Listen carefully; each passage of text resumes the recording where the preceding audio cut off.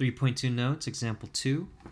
We want to approximate the area under the curve for f of x, which equals 3 plus 2x minus x squared, from the intervals 1 to 3, by dividing the intervals into 4 subintervals of equal length. Use the midpoint Riemann sum.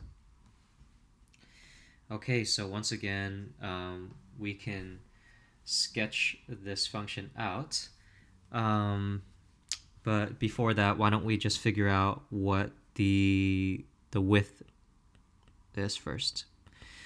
Delta x is equal to b minus a, the distance over the total number of subintervals, 3 minus 1 over 4, which is equal to 0.5.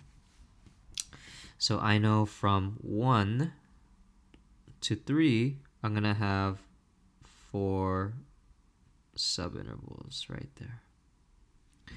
Okay, and now I'm just going to use a calculator to figure out what the y values are to get a little bit more accurate graph.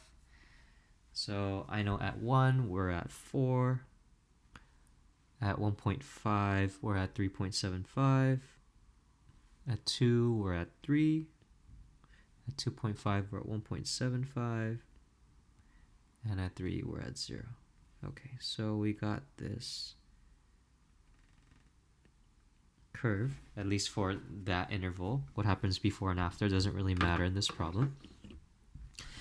Okay, and now we want a midpoint Riemann sum. Midpoint Riemann sum.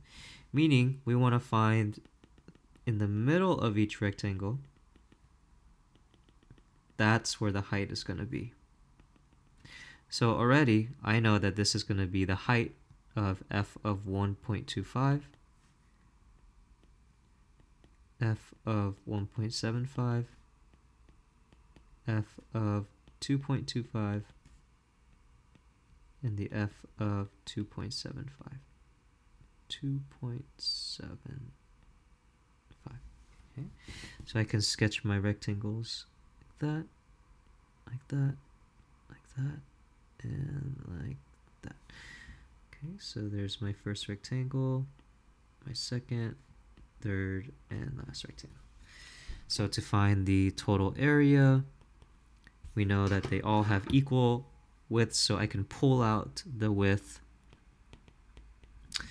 and say the f of 1.25 is the first rectangle, plus 1.75 plus 2.25 plus 2.75. And when you do all the math, let's just delete all of this, or I guess I can just keep going from here. Okay, so we have 1.25, 1.75,